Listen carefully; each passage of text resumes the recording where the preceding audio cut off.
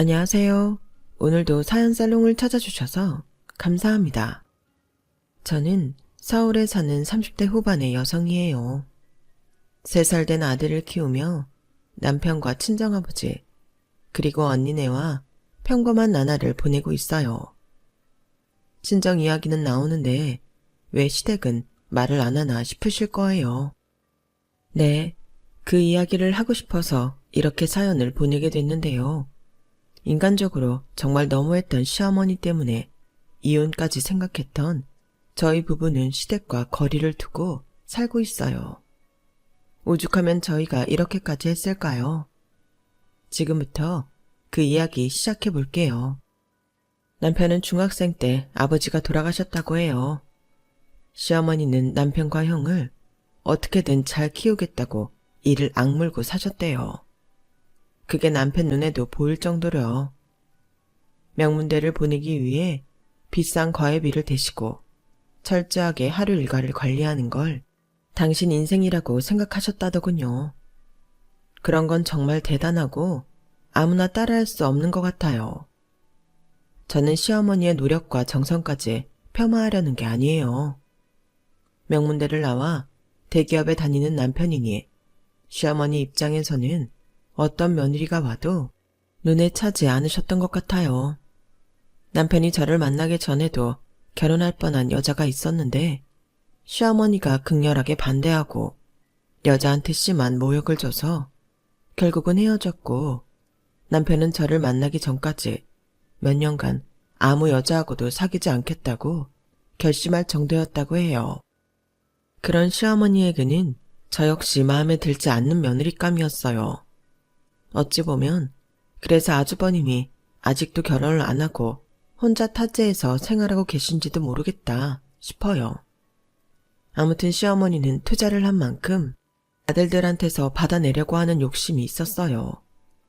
그런데 자식을 투자용으로 키우는 거 아니잖아요. 저는 엄마가 어릴 때 돌아가셔서 10살 차이 나는 언니가 엄마 역할을 하고 아빠가 저와 언니 둘을 정말 사랑으로 키우셨어요. 자랑 같기는 하지만 아빠도 열성적인 다른 학부모들 못지않게 저와 언니 교육을 위해서라면 지구 끝까지라도 가실 뿐이었고요. 그만큼 혜택 입고 자란 언니와 저는 아빠한테 감사하는 마음이 크고 아빠는 저희에게 선하게 나쁜 일 안 하면서 저희 할 일 잘하면서 살면 된다고 하셨죠. 하지만 시어머니는 저희 아빠와는 다르게 남편도 아주버님도 모두 손에 쥐고 흔들려는 분이더라고요. 그래서 저희 결혼식 후 아주버님은 서울을 떠나 해외로 가셔서 시어머니한테 연락 한번 안 하는 걸로 알고 있어요. 남편은 이미 집에 인사 가기 전 저에게 자기 사정을 다 얘기했고 저는 그럼에도 남편을 믿고 결혼을 결심했었어요.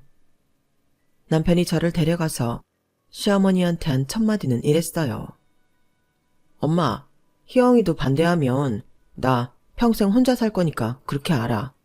나는 엄마가 중매쟁이 통해서 만나라고 성화 부린 여자들보다 희영이가 훨씬 좋으니까 그렇게 알라고. 네가 만나보기나 하고 그런 말을 해야 설득력이 있지. 그래, 다 니들 마음대로 하고 살아. 뼈 빠지게 헌신해서 키워놨더니 다 지들 멋대로 하겠대.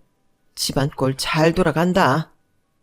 시어머니는 화를 버럭 내고는 방으로 들어가 제가 갈 때까지 나와보지도 않았어요. 그게 시어머니와 저의 첫 만남이었어요. 저 역시 남편만큼은 아니어도 남들이 들으면 괜찮다고 하는 대학 나와서 금융권 회사 다녔거든요. 연봉도 다른 회사보다 높아서 부러워하는 친구들도 있었고요. 하지만 시어머니는 이렇게 말했다고 해요. 여자가 남자보다 돈 잘 벌어서 뭐 하겠다고? 남편 기죽이며 기세 등등한 거 아니겠어? 음악이나 미술 같은 거에서 소소하게 아이들 가르치고 꽃처럼 예쁘게 집에서 남편 내조하며 돈도 버는 며느리가 최고지. 원래 그런 순수 예술한 애들이 집안도 좋고 화초 같더라고. 나도 그런 며느리 원했는데. 아휴, 직장에서 남자들이랑 똑같이 일하는 거면 얼마나 기가 세고 거칠겠어. 그러더니 이번에는 엄마가 돌아가신 걸 가지고 꼬투리를 잡더라고요. 엄마가 몸이 약해서 지병으로 돌아가셨다니까 저한테 건강검진 진단서 큰 병원에서 다시 떼우라며 난리였어요. 사실 저는 시어머니가 말하기도 전에 스스로 건강진단서를 떼서 시어머니한테 드렸는데요. 서울대병원이라도 가서 다시 해오라며 제가 보여준 건 인정 못하겠다는 거였어요. 그때 남편이 크게 한 소리 했어요. 그럼 나도 아빠 일찍 돌아가셨으니 서울대병원 가서 건강검진 해야겠네. 아빠는 암으로 돌아가셨는데 나도 암 걸리는 거야? 엄마, 요새는 후성 유전자 썰이 더 신빙성 있다고 하잖아. 그러니까 말도 안 되는 억지 부리지 마. 엄마 진짜 며느리 없이 그냥 살고 싶어? 아들 둘 다 결혼 안 했으면 좋겠냐고. 확실히 하자는 게 뭐 나쁘니? 나는 네가 호랩이 될까봐 걱정돼서 그런 거지. 다른 뜻 없다. 알았으니까 니들 알아서 해. 그날의 만남은 또 그렇게 끝이 나고 말았고 저는 잠시 이 결혼을 해야 하나 회의감이 들었지만 결혼을 시어머니랑 하는 것도 아니고 남편이랑 해서 남편하고 살 건데 너무 마음에 두지 말자 다짐했어요. 그런 와중에도 시어머니가 태클을 걸지 못한 게 있었는데 바로 저희 친정의 경제력이었어요. 저희 친정이 강남에 있고 송파구에 제 이름으로 된 집이 있어서 거기서 신혼살림을 할 거라고 하니 대강 우리 집 재력에 대해 눈치를 채는 것 같더라고요. 저희 아빠는 무역업을 하셨다가 몇 년 전 언니에게 그 일을 물려주셨는데 언니가 유통으로 확장을 하면서 사업이 제법 규모 있어지고 커졌거든요. 아빠는 현재 여러 회사와 주식에 분산 투자를 하고 계세요. 그렇다 보니 제 결혼식에도 딱 보기에도 격이 있어 보이거나 부유해 보이는 사람들이 많이 오니 시어머니가 무척 궁금해했다고 하더라고요.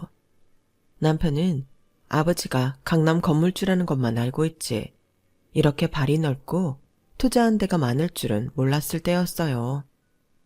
제가 워낙 집안 이야기하는 걸 안 좋아해서 결혼 초반까지도 친정 사업 규모가 어느 정도인지 아빠가 얼마나 재정적 여력이 있는지 별로 말을 안 했거든요.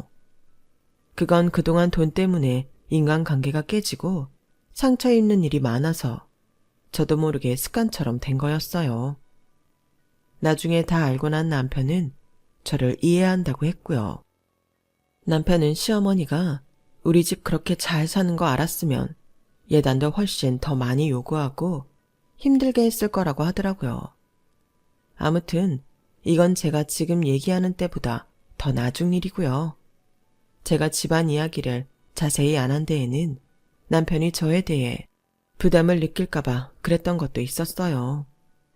어쨌든 시어머니가 저희 결혼을 허락해준 데에는 제가 송파에 아파트가 있는 거랑 집안 형편이 꽤 괜찮다는 거, 그게 가장 컸어요. 아니면 제가 못마땅한데 자기 아들이 아파트 얻어야 한다며 꽤나 저한테 핀잔했을 거예요. 제가 신혼집 이야기를 한 후부터 결혼식 때까지는 더 이상 아무 말 나오지 않고 잠잠했었죠. 하지만 시어머니는 제 행동 하나하나 마음에 안 들어했고 결혼식 전날 아주버님한테 이런 말까지 했다고 해요. 저 남자들하고 똑같이 나가서 돈 번다고 천박한 거 봤지? 너는 절대로 드센 여자 데려오면 안 된다. 성욱이 너만은 내 뜻에 따라서 여자 만나야 돼. 그것 때문에 아주버님과 시어머니는 대판 싸웠고 제 결혼식이 끝나자마자 해외 근무를 신청해 나가버렸어요. 저는 그래도 시어머니와 잘 지내보려고 애를 썼는데요. 시어머니는 저에게 교양교육을 시키겠다며 하루 걸러 불러서 말도 안 되는 일들을 시켰어요. 양재꽃시장에서 꽃을 잔뜩 사오게 해서 밤늦게까지 꽃꽂이를 시키는가 하면 마트에서 장바올 품목을 문자로 보내고는 그걸로 궁중 요리를 만들라고 하기도 했고요. 느닷없이 유자 단자나 곶감 단자를 만들라고 한 적도 있었어요. 1년에 몇 번 입지도 않는 한복을 죄다 꺼내서 한복 깃을 달고 다리미질 하는 것까지 시켰고요. 이제 막 결혼한 며느리가 시어머니가 눈에 보이는 꼬장을 부린다고 맞서기도 뭐 하잖아요. 저는 휴대폰으로 검색해서 그걸 일일이 해내느라 너무 피곤하고 힘들었어요. 그래도 1-2달 지나면 이런 건 안 시키겠지 하는 마음도 있었고요. 그런데 그렇게 1달이 지나고 나니 저한테 시댁 어른들부터 남편 사촌들 생일하고 경조사 날짜가 빽빽히 적힌 목록을 건네주더라고요. 너는 이제 우리 집 사람 아니니? 그럼 시댁 사람들이 언제 무슨 일이 있었는지 정도는 알아야지. 그거 전부 다 기억해뒀다가 잘 챙겨라. 우리는 제사만 챙기는 거 아니야. 생일이나 기념일도 잘 챙겨줘야 해. 알았어? 특히 내 생일은 너 잊어버리면 안 된다. 네 시아버지 제삿날도 잘 챙겨야 돼. 저는 이게 제가 혼자 시어머니한테 말한다고 해결될 일이 아니라는 걸 깨닫고 그 목록을 그대로 남편한테 전달했어요. 그걸 본 남편은 얼굴이 일그러지며 바로 시어머니를 찾아갔어요. 우리 집이 종손도 아니고 이런 걸 다 왜 챙겨? 엄마는 이런 거 챙겨봤어? 아니잖아. 그런데 왜 이걸 다 희영이가 해야 된다는 거야? 정말 이럴 거야? 아니, 니 댁은 어쩜 그렇게 입이 싸니? 애가 밖에서 일만 하니까 내가 교양을 위해서 이것저것 알려주느라 그런 거야. 여자라면 자기가 시집온 집안 사정 정도는 알아야 될 거 아니야. 내가 안 챙긴 거? 다 니들 키우느라 그랬어. 나 혼자 힘으로 재욱이 너랑 성욱이 잘 되게 하려고 이를 악물고 사느라 그랬다고. 그걸 이런 식으로 비난해? 너 내가 알던 내 아들 맞아? 아주 마누라한테 꽉 잡혀서 지혜미한테 대들기나 하고. 희영이 걔는 어떻게 그러냐? 곳에 쪼르르 가서 너한테 일러 바쳐? 못된 것 같으니? 그렇게 말하지 마. 엄마, 우리 결혼하고 1달 반 동안 희영이 하루 걸러 부르며 말도 안 되는 거 시켰잖아. 다른 여자들 같으면 나 이혼감이야. 누가 그런 걸 견뎌. 이제 더 이상 희영이 불러내지 마. 희영이 직장 다니는 사람이야. 그게 얼마나 힘든 건지 엄마도 알 거 아니야. 더는 엄마 오라고 할 때 못 오니까 그런 줄 알아. 아니면 우리 1달에 한 번도 못 볼 거야. 내가 그렇게 할 거니까. 그때부터 저는 격일로 시댁에 저녁마다 불려가던 일이 없어졌어요. 남편은 1달에 한 번 인사 가고 명절 때 가자고 했죠. 하지만 그게 아니어도 시어머니는 자기가 큰 집 생일장 차려준다, 제사 음식 만든다 하면서 저를 몇 번 더 불러냈고, 저는 그런 것까지 남편한테 이야기하면 정말 사이가 틀어질 것 같아 두말하지 않고 가서 시어머니가 시키는 대로 했어요. 시어머니는 젊을 때 2 아들 키우느라 바빠 시댁 경조사를 못 챙겼으니 저더러 하라는 거였는데요. 큰 집에서는 시어머니가 저를 불러다가 일 시키는 걸 몹시 부담스러워하며 하지 말라고 했어요. 자기네 집에도 아들, 딸 있고 그 애들이 여태껏 해온 일이라면서요. 또 요즘 집에서 누가 그렇게 음식을 하냐며 오히려 큰 집에 있는 음식이나 과일을 싸서 손에 들려줬어요. 그러면 시어머니는 또 말도 안 되는 소리를 했어요. 이게 다 네가 못 믿어워서 그러는 거다. 네가 살림 잘하고 야무지게 보였어 봐. 이렇게 지네가 먹던 음식까지 들려 보내겠어? 너는 진짜 이미지 관리 좀 해야 돼. 시어머니는 자꾸 제가 세 보인다고 하는데 저는 그전까지 그런 말을 들어본 적이 한 번도 없었어요. 명랑하고 긍정적이고 활발한 사람으로 통했고요. 시어머니 말은 무시하면 됐지만 은근히 스트레스가 쌓였어요. 나중에 알고 보니 시어머니는 지방에 있는 종갓집에 잘 보여서 재산 받을 때 유리한 위치에 있으려고 그러는 거였어요. 그런데 종갓집 어른들이 다 정정하시고 재산을 나눈다 어쩐다 말도 없는데 이러는 건 제 입장에서는 저를 괴롭히려는 걸로만 느껴졌지 시댁에 보탬이 되려고 하는 일로는 안 보였어요.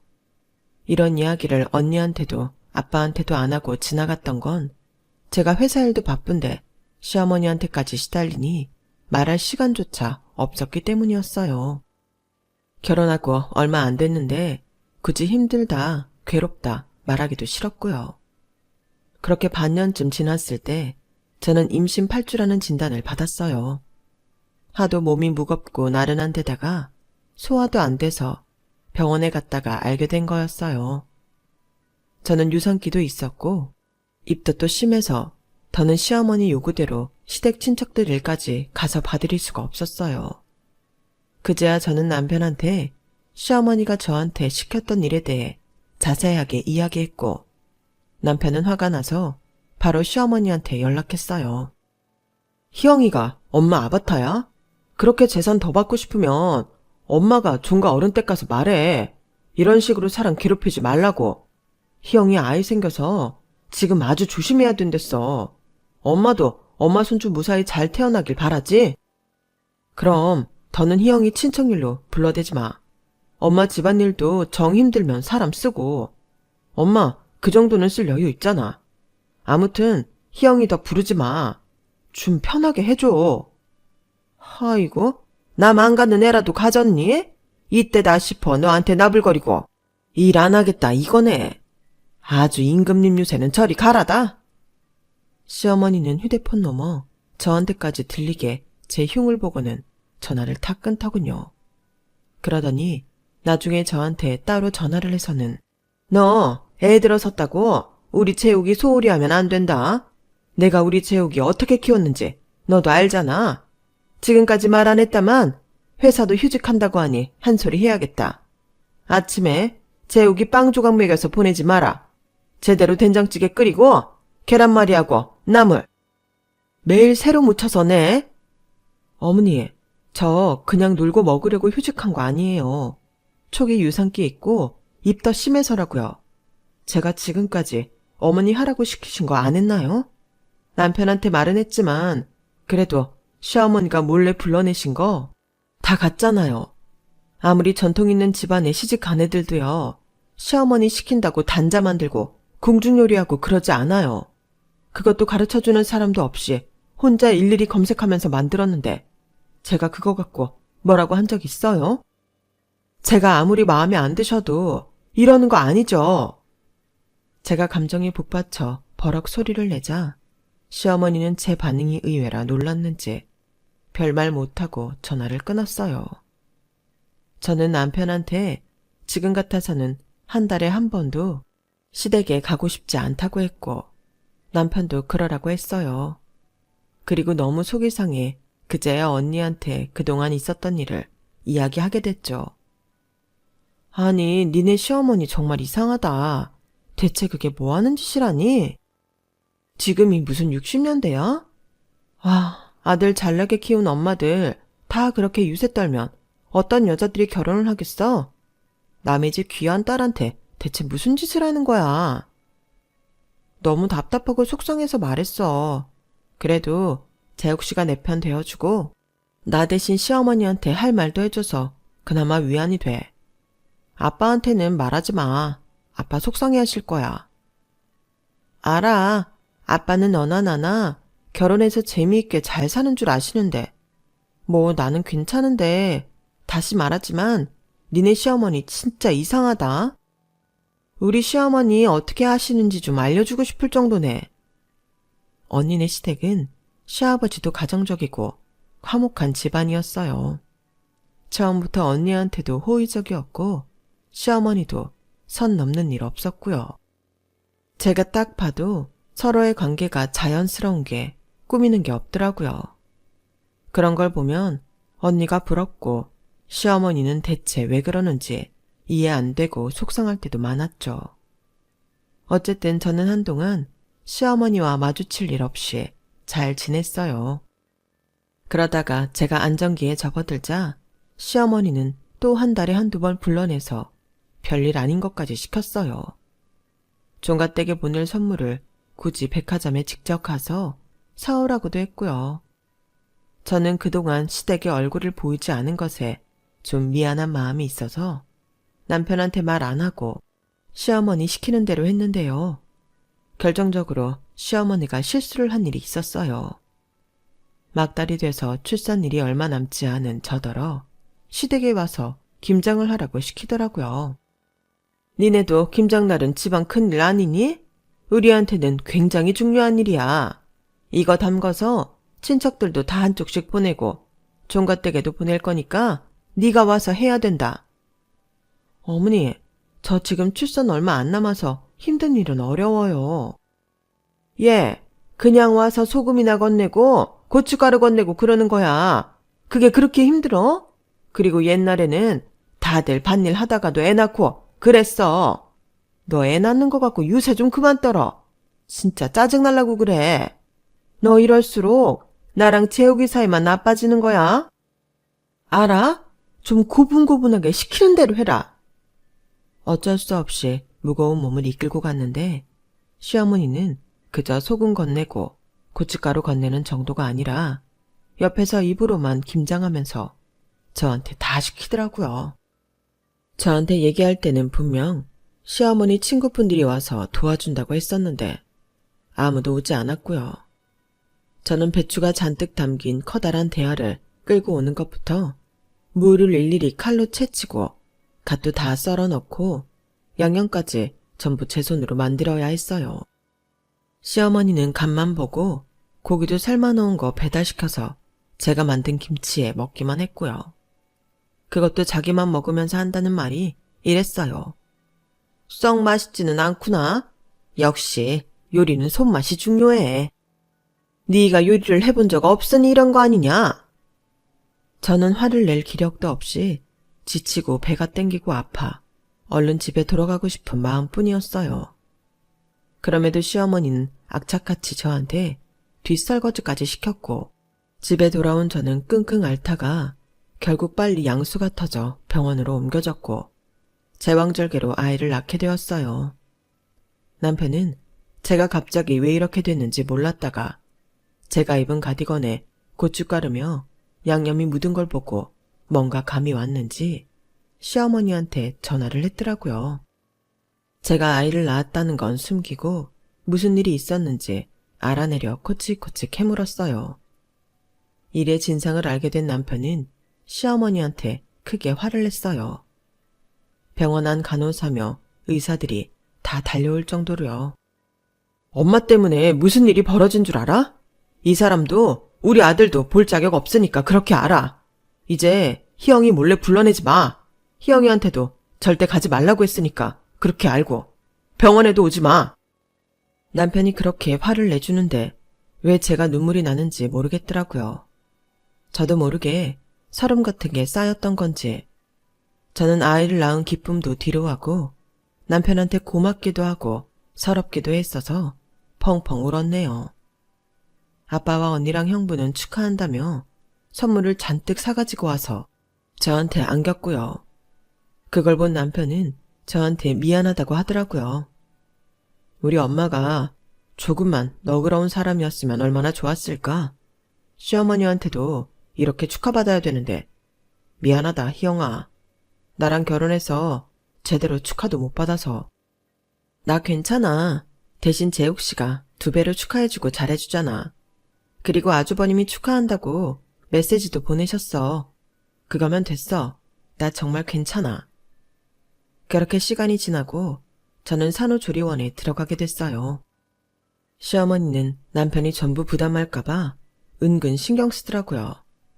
저한테도 산후조리원비는 어떻게 내는 거냐며 문자가 왔어요. 남편 때문에 직접 와보지는 못하면서 혹시 제가 조리 비용을 전부 남편한테 부담시킬까봐 그건 싫었나 보더라고요. 걱정 마세요. 친정에서 전부 내주셨어요. 저희 아빠가요.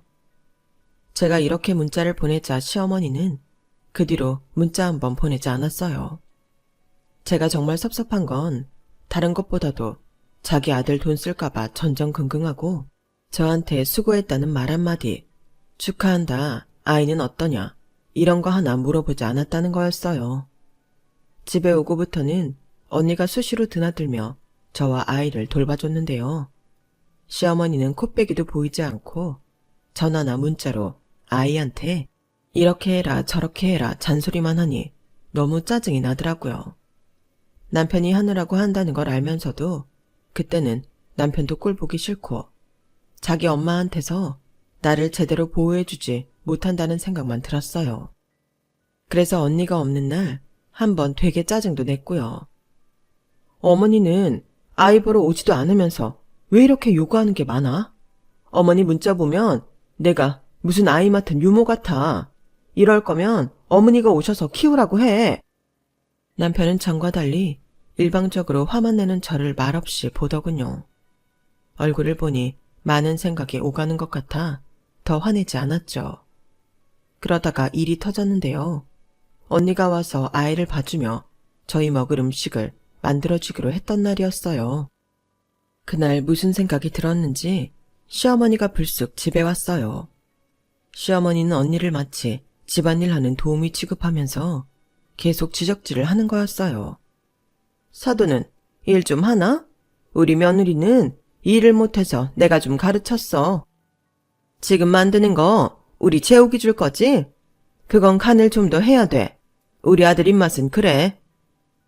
언니가 이미 열받아 있다는 걸 모르는 시어머니는 가만히 있는 언니를 완전히 건드리는 말을 이어갔어요. 아우, 언니도 그렇게 썩 잘하는 편은 아니네. 이게 다 엄마 없이 커서 그런 건가? 눈에 보여. 그 말에 언니가 들고 있던 숟가락을 탁 내려놓고 똑바로 말했어요. 사돈어른께서는 양친 부모 살아계실 때 결혼하셨나 봐요. 그런데 상대의 아픔은 건드리지 않는 거라는 예절 정도도 못 배우고 오신 것 같은데요. 그리고 이거 사돈어른 손자 이유식이에요. 이 집의 모든 게 아드님 위주로 돌아가는 줄 아세요? 언니가 무섭게 말하자 움찔하던 시어머니는 오히려 큰 소리였어요. 어머, 정말 못 배운 거 티나네? 어디 어른한테 눈 똑바로 뜨고 바락바락 떼들기엔. 나이만 먹는다고 다 어른은 아니죠. 전 그렇게 아드님 먹는 게 걱정되면 직접 집에서 만들어 오세요. 그리고 사돈어른께서 우리 희영이 가르치겠다고 얼마나 말도 안 되는 짓까지 시켰는지 다 들었거든요. 그럼 저희도 아빠 없이 큰 김서방, 아빠 불러서 교육 좀 시키라고 할까요? 그렇게 남의 자식한테 함부로 하시는 거 아니에요. 그러다 큰 코 다치세요. 언니가 워낙 무섭게 하지만 이성을 잃지 않고 따박따박 말을 하니 시어머니는 더 이상 할 말이 없었는지 얼굴이 빨개졌다 파래졌다 하다가 자기는 간다며 획 나가더라고요. 그날은 전초전에 불과했어요. 언니한테 한 방 먹어 속으로 꽁 하고 있던 시어머니가 또다시 집에 찾아왔는데요.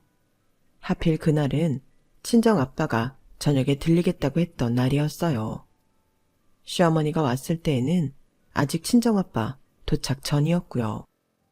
시어머니는 언니 눈치를 보며 아이만 보는가 싶더니 대뜸 저한테 이러는 거였어요. 너 내일 모레 내 생일인 거 알지?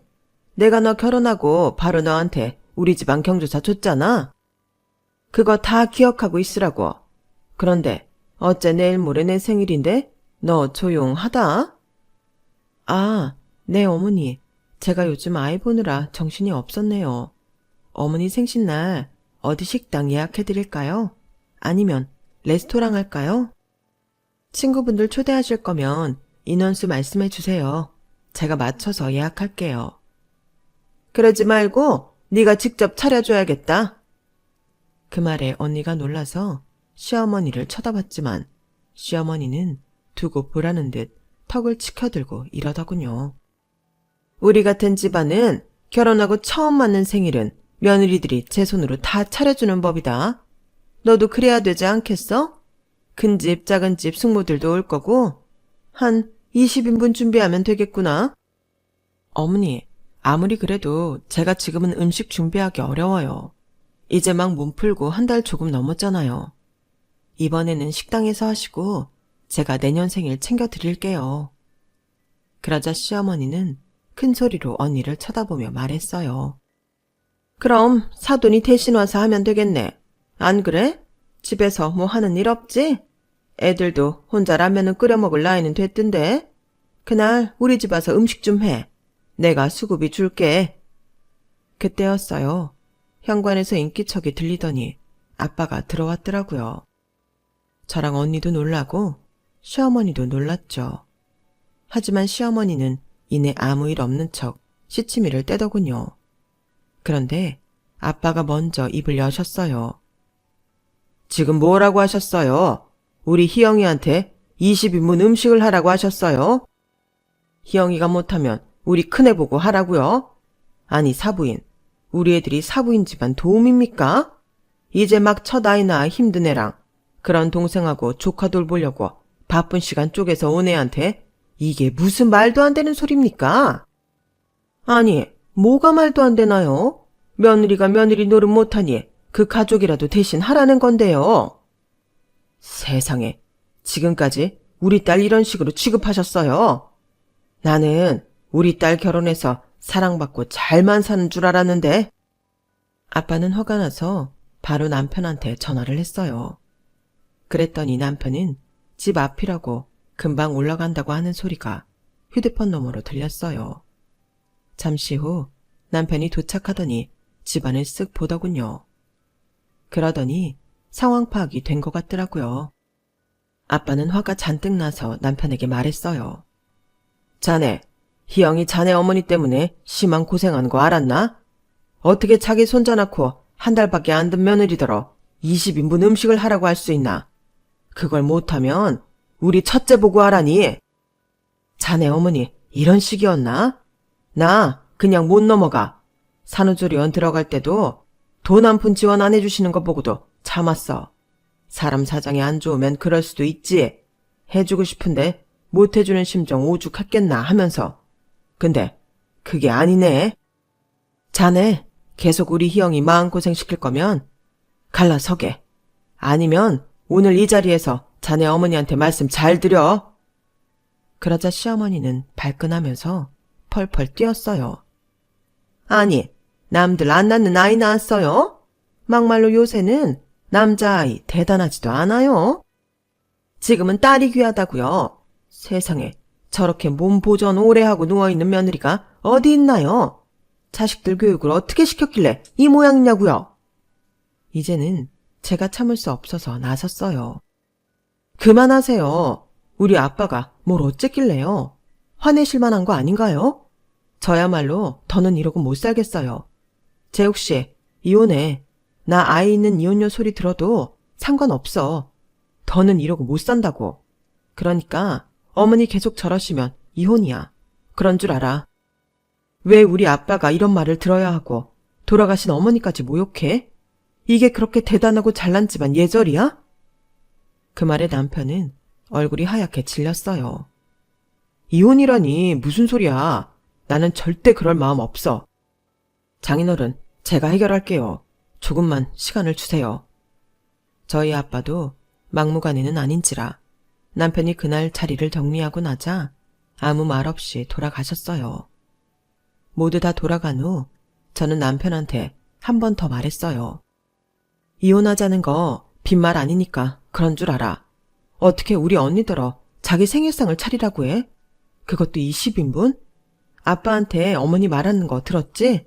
나 진짜 못 참아. 재욱씨, 알아서 해. 그리고 다음 날이었어요. 아침에 남편이 출근도 하기 전에 시어머니가 또 들이닥쳤어요.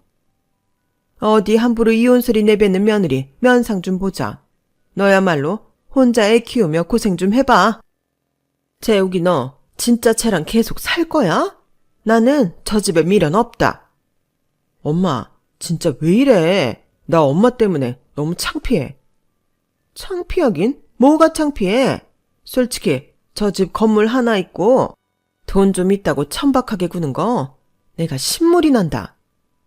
남편은 바로 자기 지갑에서 언니 명함과 아빠 명함을 꺼내 시어머니한테 보여줬어요. 언니 명함에는 땡땡땡 대표 직함이, 아빠 명함에는 투자자라고 찍혀 있었죠. 그걸 본 시어머니 얼굴에 하얗게 질렸는데 거기에는 이유가 있더라고요. 봤지? 장인어른이 큰집 IT 사업 투자자야. 처형도 굉장히 바쁜 사람이라고. 처형이 장인어른 사업 물려받아서 더 키운 거래. 그렇게 바빠도 워낙 가정적이라 시간 쪼개서 희영이 봐주고 계신 건데 엄마가 그러면 어떡해?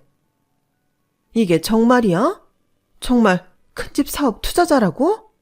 예, 애미야, 너 말 좀 해봐. 네 언니가 사돈이 진짜 대표야? 네, 제가 웬만하면 티 안 내려고 했거든요.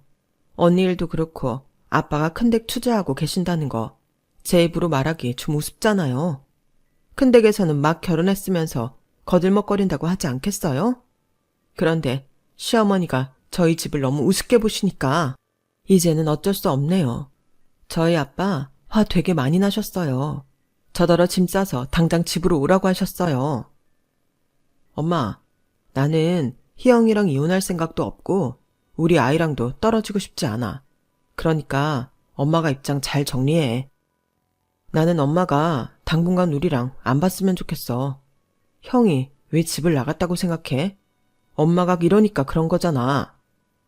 시어머니는 아무 말도 못하고 손으로 입을 가리고 있더니 그대로 집에서 나가더라고요. 남편은 저랑 절대 이혼 안 한다며 저보고도 아무리 화나도 그런 말 다시는 하지 말라고 신신당부했고요. 하지만 저는 그 순간만큼은 진심이었어요.